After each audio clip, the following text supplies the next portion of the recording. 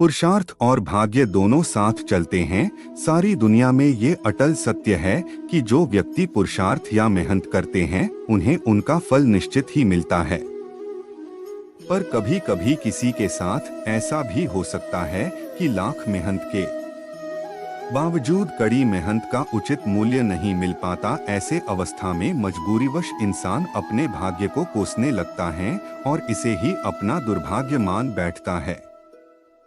पर आप एक आध्यात्मिक व्यक्ति की दृष्टि से देखेंगे तो वह भी कृष्ण की भक्ति में आस्था रखने वाले वे ना भाग्य मानते ना दुर्भाग्य, क्योंकि कृष्ण भक्त अच्छे से जानते हैं कि जीवन में जो कुछ हो रहा अच्छा ही हो रहा है, श्री कृष्ण की इच्छा से ही हो रहा है। उन्हें ये संपूर्ण विश्वास है कि उनसे बेहतर उनका हित किसमें है, ये श्री कृष्ण जानते हैं। भक्त ये भी अच्छे से जानते हैं और मानते हैं कि जीवन में दुख भी आ रहे हैं तो ये भी श्री कृष्ण की ही लीला है और श्री कृष्ण उन्हें दुखों को सहन करने और सामना करने की शक्ति भी श्री कृष्ण ही हमें देंगे। इसीलिए ये बात भी समझ लीजिए आप, श्री कृष्ण कहते हैं कि मानव जन्म इसलिए हुआ है ताकि हमारे जो जन्मों के कर्म इकट्ठा कर रखे हैं वह समाप्त हो सके और हमें इस जन्म मरण के चक्रव्यूह से मुक्ति मिल सके। हर आत्मा पवित्र और शुद्ध होकर मोक्ष मार्ग पर चल सके। इस पृथ्वी पर हर सोल का जन्म लेने का यही उद्देश्य है। पृथ्वी पर हर सोल को एक शरीर की प्राप्ति होती है और वह मनुष्य योनि में जन्म लेकर कोई ना कोई उद्देश्य की पूर्ति के लिए ही जन्म लेता है।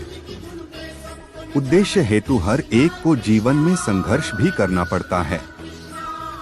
संघर्ष ही जीवन, यह बात भी आप अच्छे से समझते भी होंगे। जिसने जीवन में संघर्ष ही नहीं किया तो उसने क्या पाया फिर? श्री कृष्ण की ये बात अच्छे से समझ लीजिए आप भी। भाग्य और सौभाग्य यह एक सामान्य व्यक्ति की सोच है, क्योंकि कृष्ण भक्ति में डूबा हुआ इंसान तो कर्म करने में भी कृष्ण की आराधना समझता है। भाग्यवान व्यक्ति तो अपने किए हुए अच्छे कर्म के बदले में सुख का आनंद लेता है।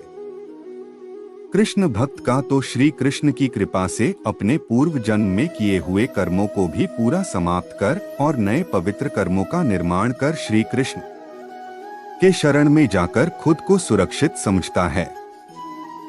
इसलिए श्री कृष्ण के शरणागत होना ये भी एक सौभाग्य की बात है।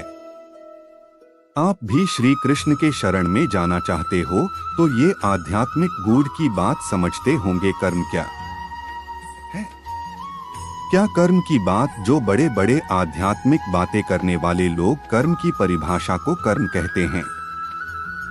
क्या आप जानते हैं कि हम दिमाग में कुछ सोचते हैं वह भी एक कर्म है?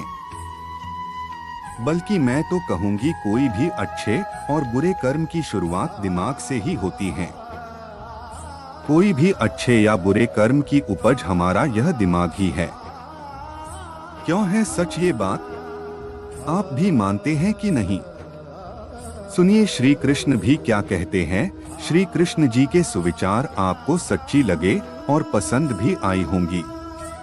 एक सच्चे भक्त की सच्ची आराधना पर वे प्रसन्न होकर हमेशा साथ रहते और आजीवन भक्त को मार्गदर्शन देते रहते।